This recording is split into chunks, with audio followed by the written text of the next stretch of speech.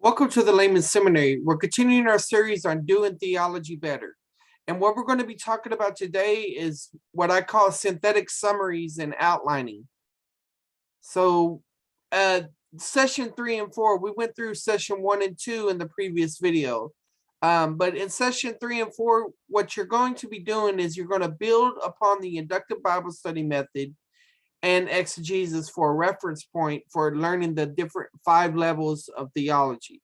Okay. And if you don't know those words, we'll talk about them. All right. So in order to introduce the concept of exegesis, I would, and keep in mind, this is part of a proposal. I'm doing this for an assignment. And the idea is that I'm putting myself in the mindset of how I would teach this. I mentioned the number of sessions and all of that in the previous video. So going forward here, this is John chapter 1. In the previous video, we also used John 1:1. But here we're going to use 1:1 in light of 1:18. And the reason we're going to do this is because that this is a prologue for John. And so this is like brackets, how it begins and how it ends. And it's interesting that in John 1:1, we have in the beginning was the Word, and the Word was with God, and the Word was God. Then in 18, we see no one has seen God at any time. The only begotten God who is in the bosom of the Father, he has explained him.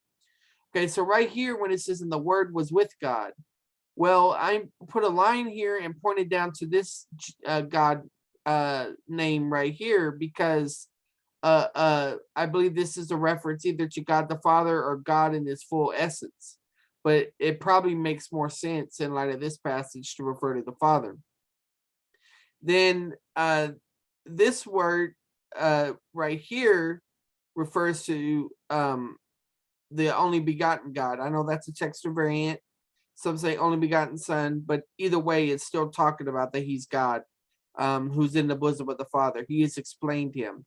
This word explained is where the word exegesis comes from. So you can see it right here, and that's what we're doing. We're using it to introduce exegesis. Exegeomai, all right, to describe, explain, make known. So basically what I would do in teaching this is I would describe exegesis as a more detailed inductive Bible study involving a more technical detail level observation called recognition. And a lot of churches, they're familiar with inductive Bible study either through Kay Arthur or something else. I'm not saying that her form of inductive study is the same way that I do it or other people, but people are familiar with that, so we build from that reference point. I won't be building from her type of inductive study, but anyway. And then far as about the idea of recognition, Elliot Johnson in this book, which is pretty old, I guess in the 80s, relatively old, I guess I should say.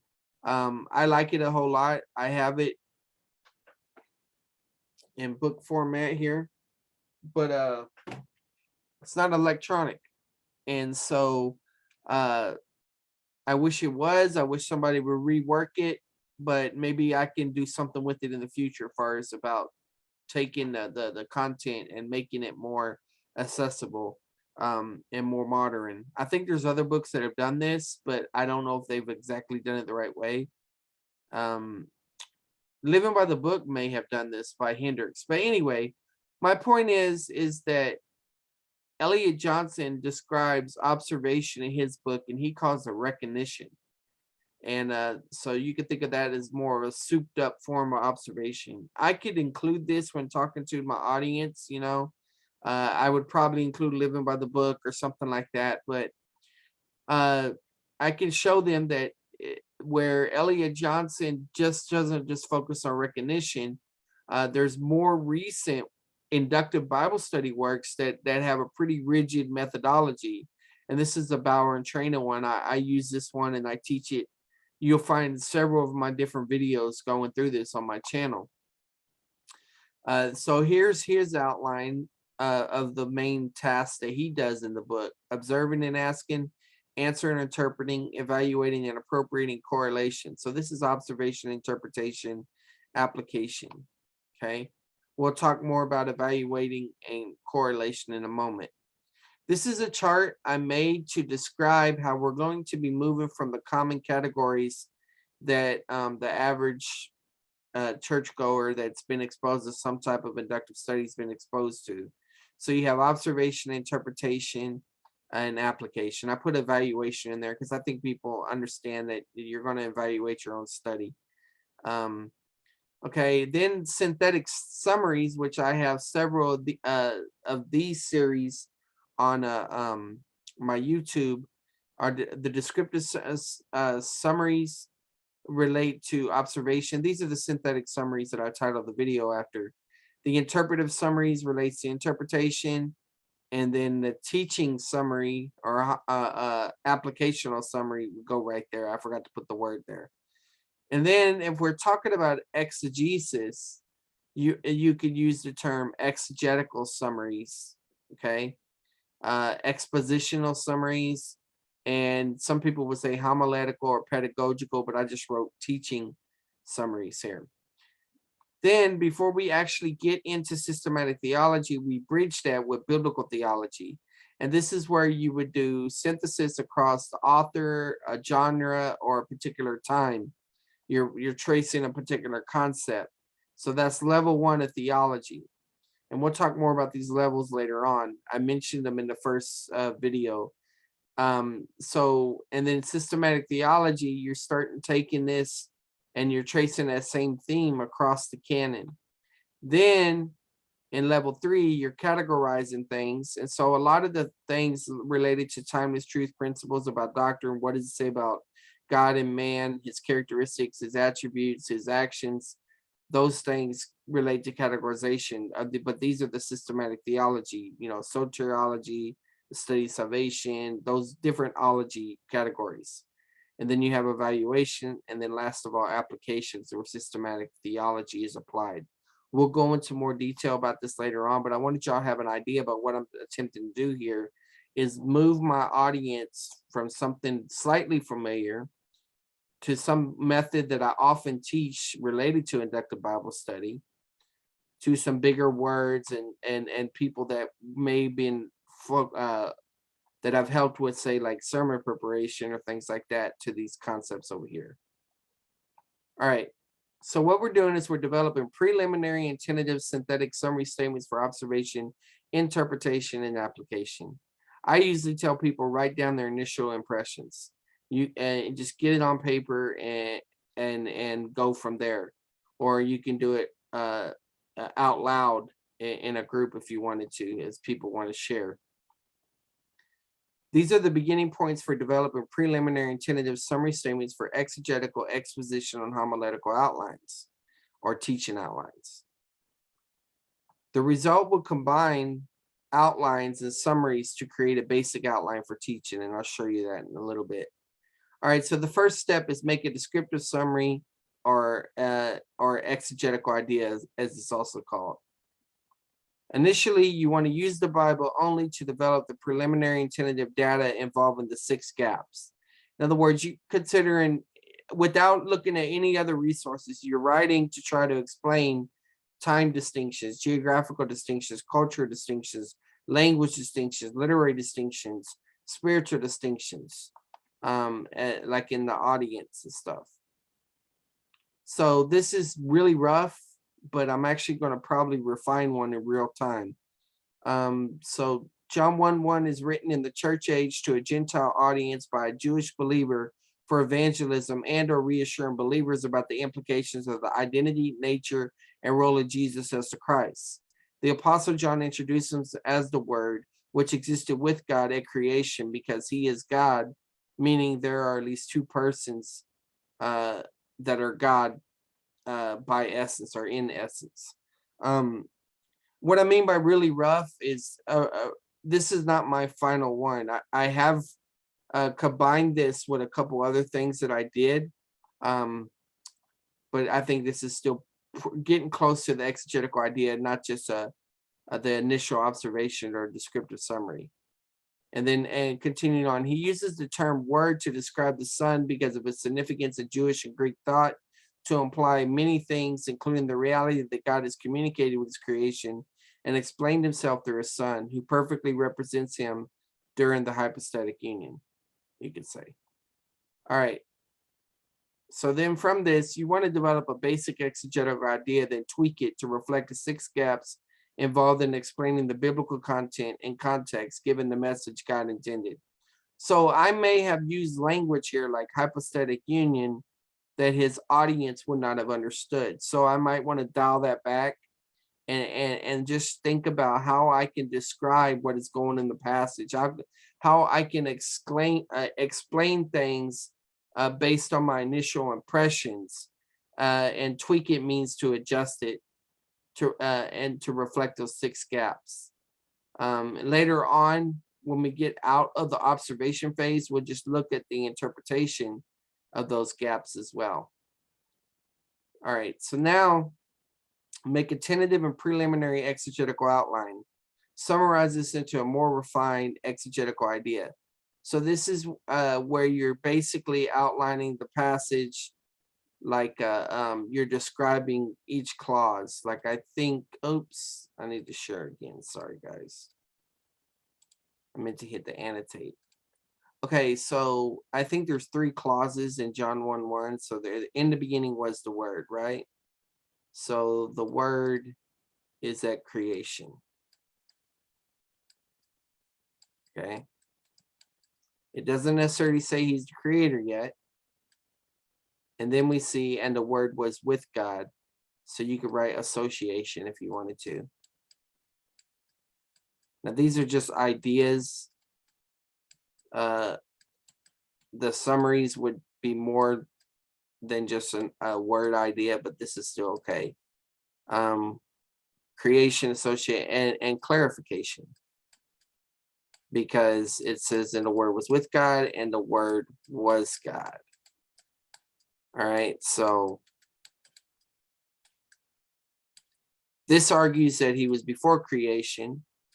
This argues that he was with the Father in creation.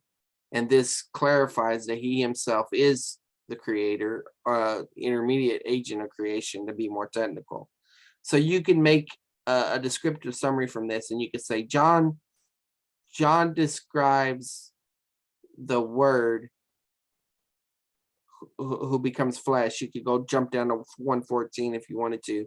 Who becomes flesh as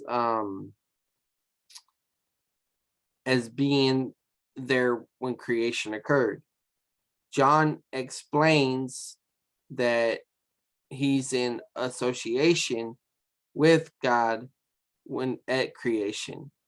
And the reason that he's at there is because he's the creator himself. And so you could just, work things through that. And so that's the idea. And it's a rough outline, but you're basically just describing the text in a way that later on you're going to turn these into expositional or teaching. All right, so moving forward. Make an interpretive summary, exegetical idea that will assist in making a print. It's supposed to be expository idea, expositional idea. That will assist in making a principle summary that bridges from the Bible time to the current time. And so I'll just draw some pictures here so we can see this. So here we got the Bible, okay? And here we got our world over here. So this is real specific, and our culture is real specific.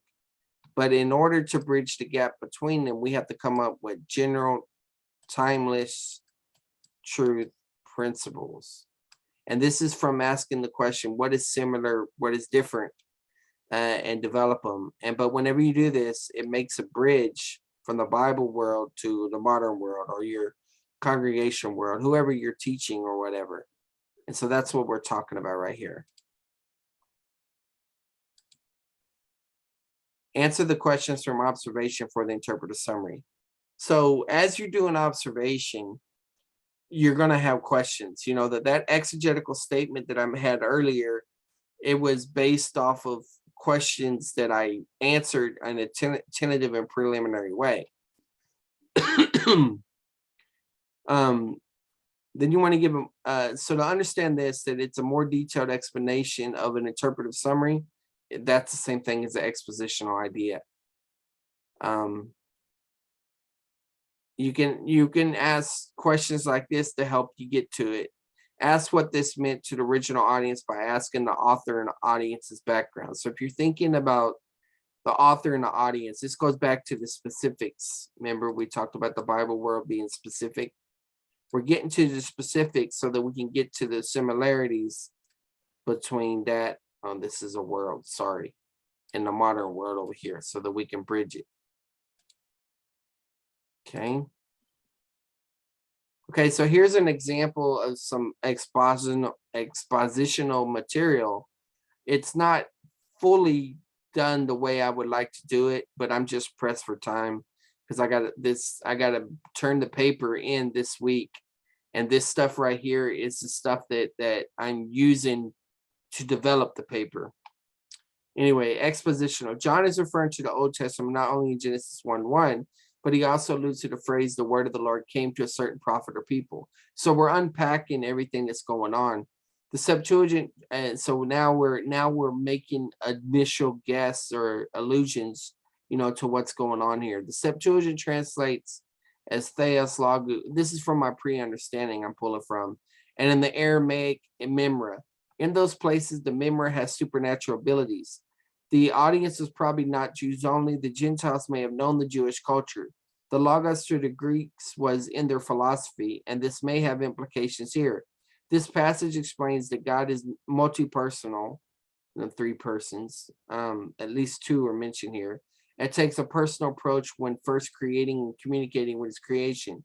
Jesus is the perfect representative among humans of God because he is God in the flesh, among other reasons not mentioned in the text. This passage involves the doctrine of God, creation, and revelation.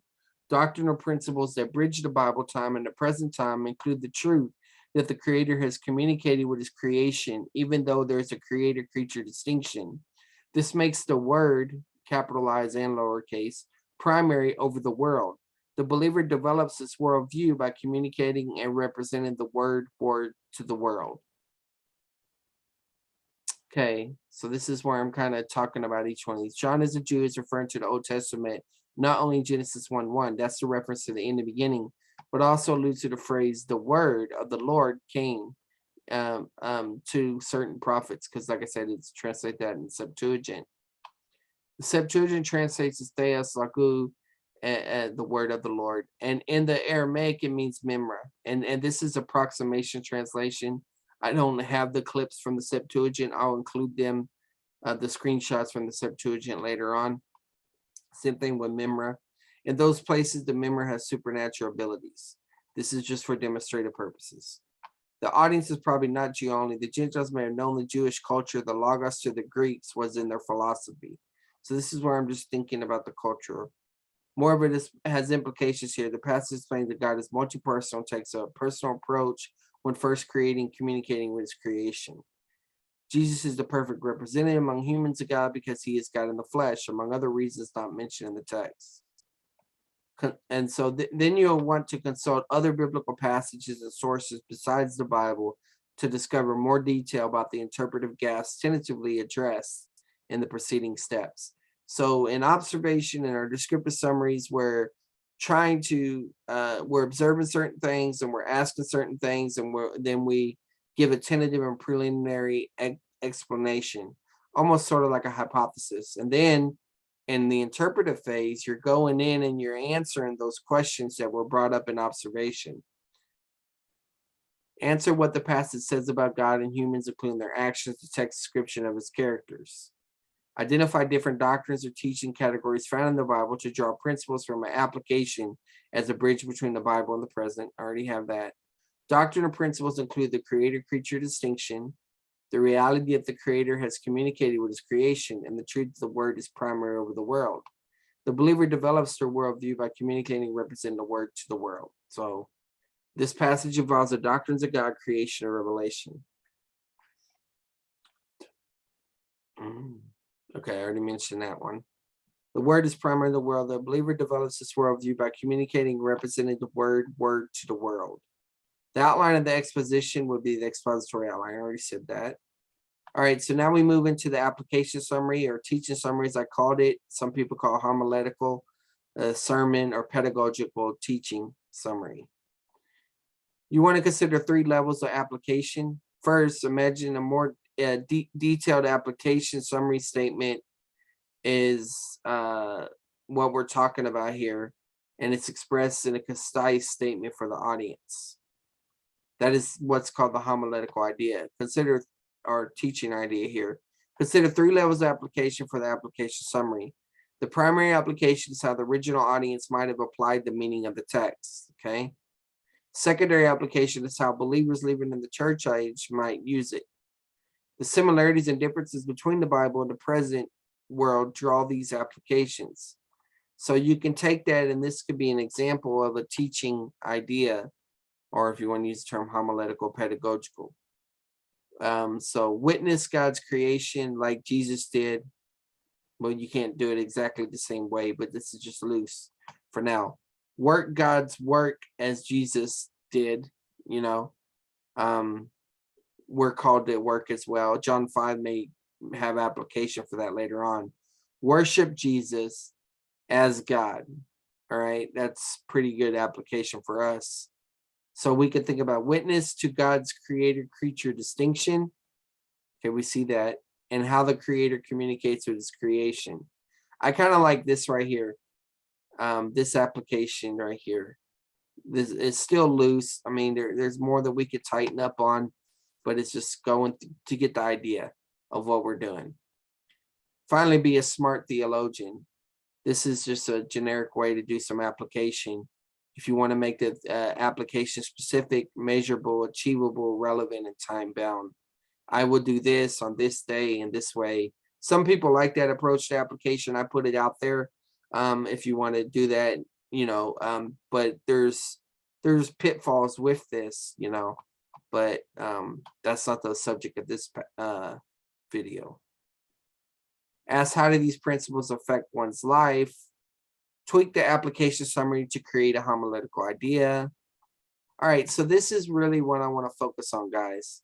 This is a chart I created that I'm actually putting in my paper.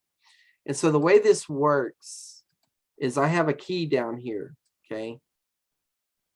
And the key is telling me that the green font is the descriptive exegetical summary. So when I was talking about making an exegetical outline, this is the combined teaching outline. So the green is from the exegetical, and I'll go ahead and read it just so you get an idea what the difference here. The word existed at the beginning of creation. So it's just describing the passage, right? The word existed with God before creation. Once again, just describing the passage. The word existed before creation because he's God, just describing the passage. Then the blue font is the interpretive expositional summary. And so I'm interpreting this statement. I say this: Jesus is the witness to creation. Okay, and you have a little bit of ambiguity here. And then to explain this, I wrote, John alludes to Genesis. John is slightly ambiguous, or John expected his audience to get the identity of the word. And how would he do it? From the Old Testament, from other translations, some of the Septuagint, Targum, from Jewish sources of cultural context, and from Greek sources of cultural context. So you would bring that stuff out. Then here, Jesus is the possible participant in creation. That's the expositional idea there. John mentions Jesus' involvement in creation. John moves from ambiguity to greater clarity. And so this is the idea. We're walking them through the text, all right? We could just say Jesus is God, and we can do that from the very beginning, but we want to talk about how John is unfolding this, okay? And then down here, Jesus is the intermediate agent of creation. This is where the most clarity comes in. John identifies Jesus as God. John may have implied the Father and the Holy Spirit. Is God general here and in 118, or is God the Father mentioned here in 118? So those are the expositional. Now the red font is the application, homiletic, or teaching summary. And so you'll see those words that I used earlier. I just inserted them here. But the main points that I use, even though I'm not really happy with these, like I said, this is just for demonstrative purposes. Work God's work as Jesus does. Worship Jesus as God. And wrap it up in application. So that's the way I did it here. And so you come in here and you say the call to form a worldview by the word of God. The call to communicate and represent his word/word to the world. The application is probably worship and motivation to accurately represent God. This revelation will provide reassurance and content for evangelizing. And then the be smart thing, if I wanted to include that. Now, keep in mind, to me, this is shoddy. I mean, it gives you an idea, it can help you get some structure going on. I got tons of videos wherever I do better ones than these on different passages. But the goal for this one is to just make a visual so that we can see something interesting. I want to convey to my audience that the steps that you do in inductive Bible study, or what now they learned is exegesis, carry over into biblical theology, or it's similar. Where this is dealing with one book, right? This one could be dealing with multiple books because you're cutting across an author, a period of time, or a genre. And you're basically, we have some statements here that I'm going to show you on a little bit how it relates. But I just want you to see that this kind of relates to the descriptive exegetical thing, but rather than describing a passage or explaining a passage, you're describing a theme as it goes through at a particular author, particular time period, or genre. Okay. You also see that even when we get into systematic theology, when we're doing the same thing, but we're carrying it across the canon, in other words, all of the Bible, we can see how that works out. But so that it's green because it's kind of the descriptive exegetical thing, just taken to all the Bible. Okay, so this is one book, this is multiple books, and this is all books, and even outside the Bible whenever you're doing the canon. Okay, so then you go and you see the words in blue, right? Well, if you'll notice that here I'm almost kind of getting into theology or doctrine as I'm explaining this. And so the reveal the doctrines evolve in descriptive summary. So this kind of relates to that. And so this also will relate to what you do at level 3 of theology, which is categorization systematization. Except rather than categorizing what you see in the text, you're going to be categorizing the theme that you have as it relates to the major topics of theology, such as soteriology, hamartiology, anthropology, those categories like that. Level 4 is not really on here, but we could put it on here because we talked about in the inductive study that there's an evaluation stage. And so you could actually make that purple. Level 5, of course, is application. That's where you're teaching the systematic theology and the way to apply. And so like this stuff about worldview, this relates to theology. The response, evangelism, those things like that, that gives you ideas for how to organize things in a particular way. So this is just to help take away the burden of introducing these difficult concepts such as biblical theology and systematic theology. And you know, it helps them, give them a point of reference. Okay, so let me clear that drawing and we move on. And so this is what I was just explaining to you. I drew arrows here to show you that the green relates to that, the blue relates to that, and the red right here. And this is a more expanded outline where the other one was condensed because I made it so that I could put more on the page. So this is the outline blown up so you can see it. Okay. Same thing here.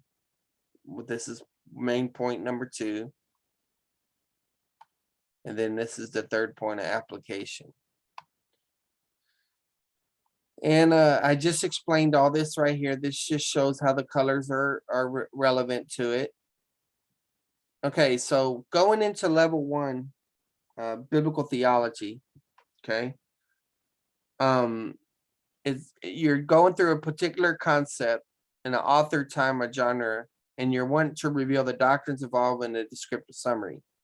So one way that you can do this with your audience is you can move them from cross-referencing. See, if they use their cross-references in John or concordance, they can get a lot about in the beginning, about the word, things like that. And I'll probably will include more information in the next video about that. I'm just showing y'all how it can be done here. So for example, in Genesis and John, both are historical narratives. So right here, I'm starting to think here. Because when we talk about the in the beginning phrase, we're talking about Genesis, John, and First John. Okay. And there's other places, but mainly those for that phrase. So Genesis and John are at least the same type of genre, historical narrative. First John is epistolary literature, but it's referring something back to the Gospels. So I think I can make a connection there. And the other thing to think about is these people are living at different periods. You know, Moses was writing about Genesis, the Apostle John, and of course the Epistle John written. So John 1 alluded to the creation count of Genesis 1:1. So the questions you could be asking is, how is the Old Testament phrase "word of the Lord" used in the Bible? So that goes back to the Septuagint idea. What about ancient translations? So that's how it's being used there for the Aramaic Targum. Biblical theology is like a word study. This is how I might explain it to them. It's like a word study or topic study, and you have to be careful in the process. It involves tracing progressive revelation and an author's theology. Okay. All right, so now we move into systematic theology proper, which goes over across the entire canon and beyond the canon. So at level 2, whenever you're doing your integration or synthesis, notice it's still green, so we're dealing with a descriptive concept here. We're doing it across authors and history. In other words, across the entire Bible. So make a descriptive summary involving integrating or synthesizing text across authors and history. This first step in systematic theology deals with every book in the Bible and sources outside the Bible. Systematic theology includes both what's in the Bible and what's outside. Level 3, categorization or systematization of the results of integration. An interpretive summary categorizes, systematizes the integration results of the canon level, including stratification of the topics. And we're going to break each one of these down. But let me just experiment, okay? Maybe some of this will end up in the next video. All right, so let's say we do, let's say we take the two themes of the word in Genesis, the word, let's do this. So this is systematic. The word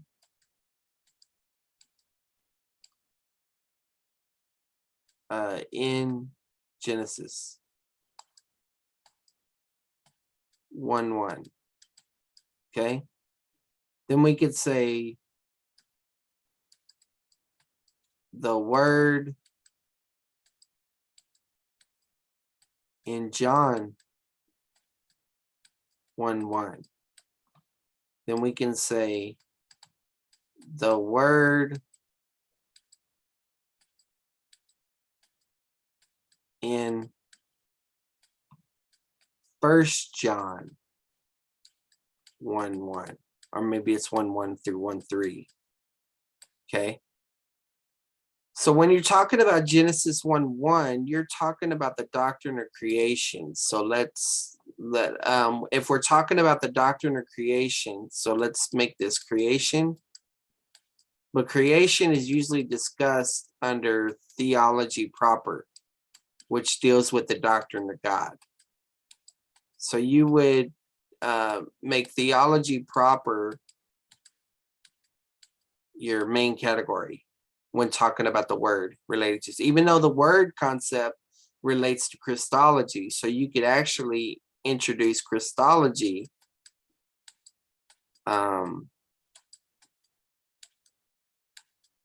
there as well. At least in a, so you have those three main doctrines there. Okay. You could maybe even make the argument for revelation, because you have God communicating through natural revelation, which is his creation. So revelation and communication. And believe it or not, recently I've heard somebody make the argument that any act that God does is inspired, and therefore you could probably even include inspiration in there. I haven't thought about the implications of that. Well, anyway, so this gives you an idea. And then in John 1, you can see where these same categories are involved here. You have theology proper, you have Christology, you have revelation, and you have communication.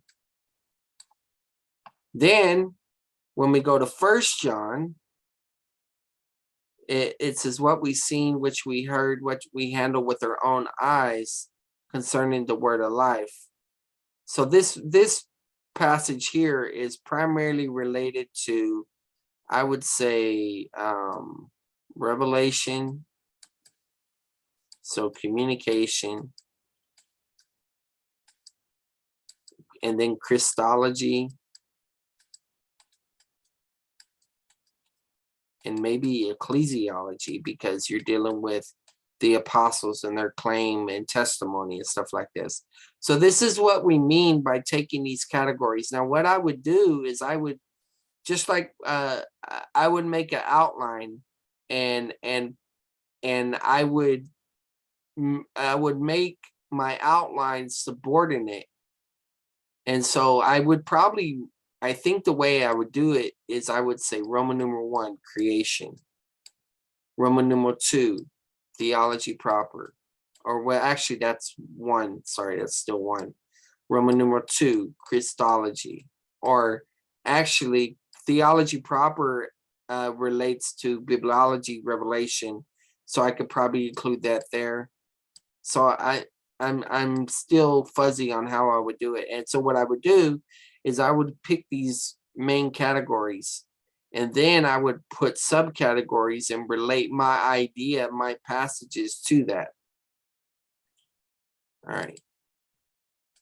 In future videos, I'll make that more clear, but that's what we mean by stratification or outlining here. All right, level 4. Validation or invalidation of the truth claims from outside the Bible. This step integrates these truth claims by using the Bible as a filter to evaluate these truth claims. Correlate and validate it by looking at similar articulations that trace the theme and doing it. So you can look in historical theology, you can look at other biblical theology texts and stuff like that. See if there's a better way and a plan for future research. Like, how would you want to articulate your systematic theology different from somebody else? Level 5, apply the resulting Christian worldview to all of life. Consider the application and implications and summarize its findings relevant to their lives. So this goes back to what we were talking about earlier about application. And so you got the fact that, who the creator is, right? The creator-creature distinction. You got the fact that he's revealed himself. So revelation. You got the fact that he communicates. Not sure I'm spelling that right. Communication. You got some other things that are involved. And so you think about how these passages challenge the world that we live in. you know. And so how does this relate to unbelievers?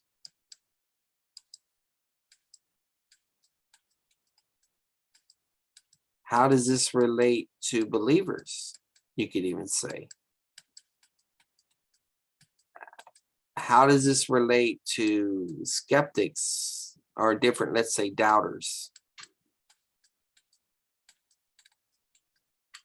What difference do these doctrines that are taught in these passages mean? And of course, that will relate to the uniqueness of Christianity. And so these are just some ideas of what you could do, and you could start thinking about the implications and all that.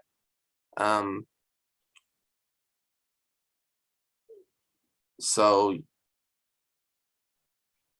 I'll just pause. I got some other thoughts in my mind, but I'm going to move forward. Okay, I made a playlist for these videos. It's called Theological Method. And so that's available. Now, concerning descriptive summaries, I've made other videos like where I have specifics. This is more conceptual inductive Bible study methodology. That's more general, I guess you could say. Synthetic Bible study method, that's more specific. Bible study, more conceptual. Comprehensive is the C word I was using, sorry. Hermeneutics and exegesis, comprehensive. How to study and share your Bible with others, comprehensive. And some of these pull double duty.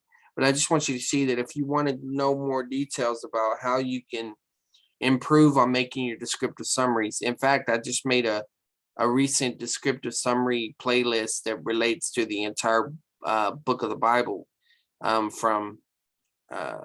for each book of the Bible, from Hebrews to Revelation. Sorry guys, I'm a little tired, just trying to get this out.